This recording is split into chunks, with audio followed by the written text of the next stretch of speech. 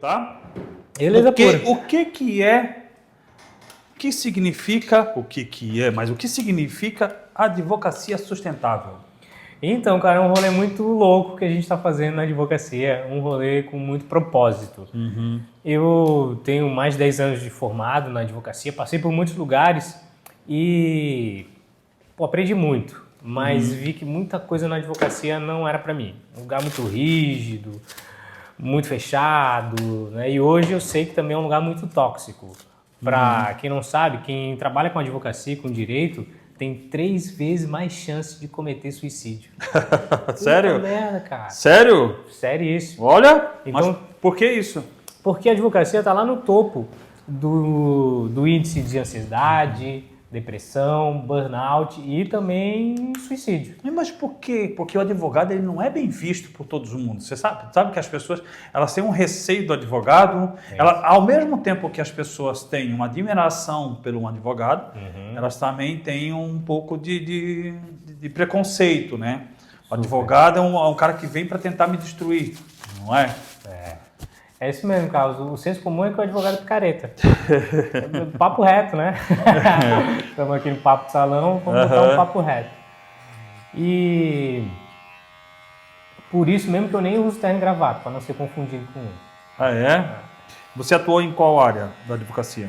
Eu atuei em muitas. E aí, quando eu tive a oportunidade de montar o meu próprio escritório, eu imaginei tudo que eu gostaria de um escritório. Um lugar acolhedor, e onde a vestimenta não importava, até porque eu estava no início de carreira ainda, então, como comprar um terno se eu não tenho grana para sobreviver? Sim. Então, muita coisa começou a não fazer sentido. Os lugares que eu passava sempre muito rígidos, e aí, de novo, quando eu tive essa oportunidade de fazer o meu próprio rolê, meu próprio escritório, eu comecei a fazer diferente. No início eu não tinha nem nome. E aí eu vi uma reportagem de como tornar o seu escritório mais sustentável. E eu já fazia.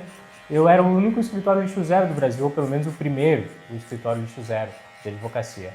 A gente não usava copo plástico, usava canequinha, como a gente está usando aqui. A gente não... Até a bucha, a esponja, a gente trocou pela bucha vegetal. A gente reciclava todo o papel. O rolinho do papel higiênico a gente levava para uma outra instituição, que é a Manezinha, que é a Coipad, que faz a reciclagem dos papéis, e são todos com síndrome de Down, fica lá perto da cabeceira da ponte. Todos com síndrome de Down. Todas as pessoas que trabalham na cooperativa de reciclagem são com síndrome de Down. Olha que legal. Que top, né? Olha, vamos lá conhecer esse aí, quero ir lá conhecer. Esse é muito bom. Que maneiro, cara. Então, com essa pegada, e quando eu vi esse nome, torna o seu escritório sustentável, eu pensei, eu já estou fazendo isso. Sim. E aí eu vou ampliar isso, vou não fazer só um escritório sustentável, mas uma advocacia sustentável. E que se trata de relações humanas, honestas, de valorização do novo advogado, não aquela maluquice, aquela rigidez, aquele lugar tóxico que hoje é a advocacia, com esses altos índices de depressão e suicídio. Então a gente cria um modelo de negócio totalmente diferente, acolhedor, e para ensinar o advogado a trabalhar com habilidades que ele não desenvolve na faculdade. Por que o ambiente se tornou assim? Devido a um ciclo do próprio sistema que levou os advogados a se tornarem dessa forma? É uma boa pergunta, Carlos. Ou uma tradição anterior a tudo isso? Eu acho que é isso. Que o advogado tem que ser sisudo, tem que ser cara sem emoção. É isso? E aí é tudo isso que tu falou, porque é um sistema, sistema que virou tradição. O direito é tão maluco que é muito difícil de inovar. A gente está falando do direito romano, usa latim até hoje, causa um distanciamento com as pessoas, o que vai gerando essa percepção ruim do senso comum, de que o advogado é picareta. Porque se foi formando advogados e advogadas com essa característica de não levar emoção, de não se afetar. Eu acho que a nossa própria relação de sociedade com o ser humano foi mudando, mas a advocacia se apegou muito nessa tradição. Essa tradição que hoje é muito tóxica e é muito prejudicial para os advogados. Outra pesquisa muito interessante é que mais da metade das pessoas que se formam em direito vão trabalhar em outra área, porque não conseguem as oportunidades, que está está quase sempre, na grande maioria dos grandes escritórios, que promovem uma ação, uma advocacia de massa e que não se preocupa com outro ser humano e muito menos com a parte social ou com a parte ambiental, que é a nossa grande pegada. Ainda mais no comércio. Exato.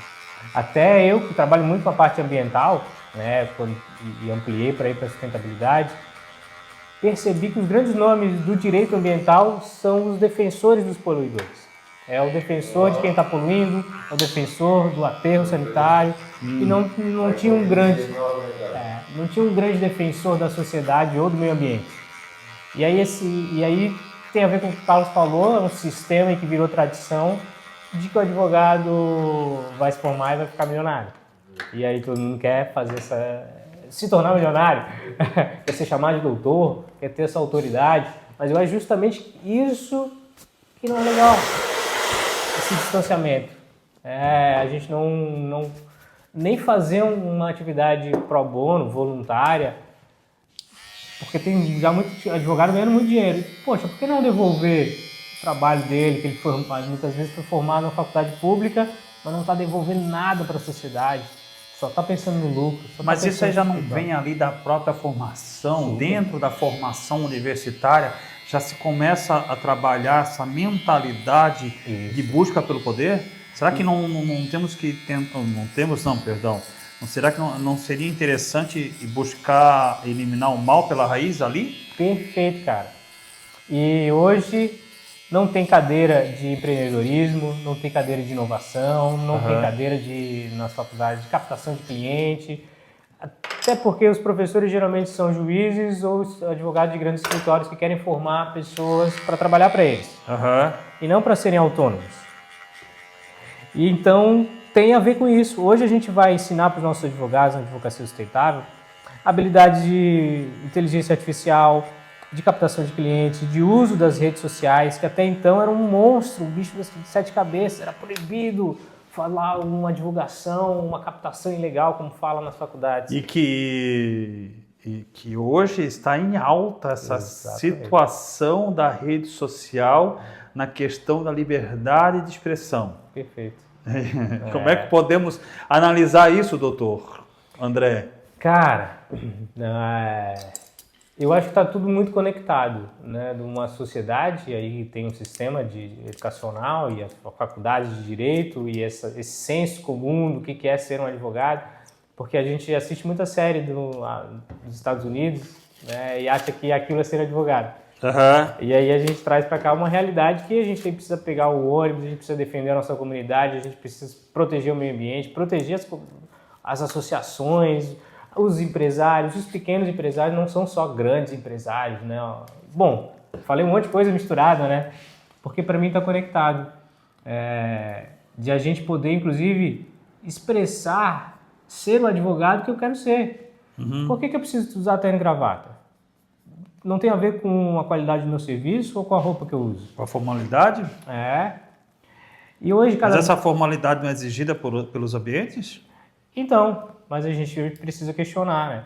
Será que eu preciso de um terno e gravata para ter acesso aos meus direitos? E quem não tem direito? Quem não tem terno e gravata não tem direito? E, claro, tem lugares que exigem a sua formalidade, mas não é necessariamente um terno e gravata. Sim. E liberdade, não só nas redes, mas para ser o advogado que eu quero ser, com tatuagem, com piercing, com cabelo roxo, com a orientação sexual que eu desejar, com qualquer coisa que eu desejar, né? Isso não necessariamente vai influenciar no meu trabalho. Não, acho que qualquer profissão, né, André? Não é? Independente da profissão, o estilo ou a opção sexual da pessoa, isso não interfere no profissionalismo da pessoa, né? Perfeito. O caráter interfere bastante, exatamente, né? E até isso eu acho que a gente está falhando na faculdade de Direito, né? Para falar da índole, do caráter, da boa intenção das ações, das leis, das decisões. Está tudo virando uma técnica processual jurídica vazia. Eu lembro de um caso que eu estava defendendo uma colônia de pescadores. Nesse caso era a explosão do Porto de Santos, que gerou um impacto ambiental enorme. E a gente estava Como morreu os peixes, teve uma mortandade enorme de peixes, os peixes apareciam boiando morto. A gente pediu uma pensão, uma cesta básica, um valor de sobrevivência para os pescadores que não conseguiam mais pescar e sobreviver. Sim. E a gente foi parar no tribunal e com um desembargador para tentar despachar essa decisão. E o desembargador falou, André, primeiro ele se gabava que ele tinha a maior coleção de livros em inglês de direito. Ele era o brasileiro que tinha a maior coleção, num gabinete ostentador. E eu estava ali defendendo uma comunidade de pescadores.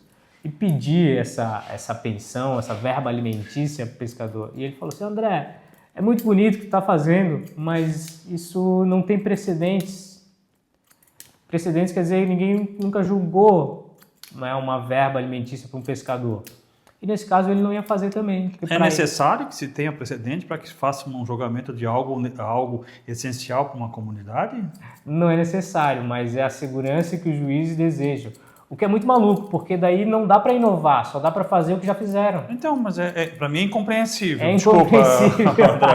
Porque para mim é incompreensível. Porque se você está ali... Porque, vamos lá de novo. A lei ela é interpretativa, certo? Perfeito. Então você interpreta a situação ocorrente naquele momento, correto? Sim. Então se há uma situação de carência por uma calamidade da natureza, ali que houve um acidente da natureza... Não tem que resguardar essas pessoas? A lei não tem que resguardar sobre elas? Deveria, Carlos. Deveria. Opa, deveria? Como deveria? Mas aí é que tá, né? Como a lei ela não consegue prever todos os casos, todas as hipóteses, cabe, como tu falou, a interpretação dos nossos juízes e desembargadores e ministros. E eles, de alguma maneira, pela construção social, a educação deles, a geração deles, eles não estão entendendo isso. E aí cai no que eu falei, está virando o direito uma técnica processual vazia e falida, quando não se olha o ser humano que está por trás disso. E como pedir para aquele desembargador que está naquele gabinete e que se formou em Harvard e tem uma coleção de livros em inglês, que compreenda o que passa um pescador?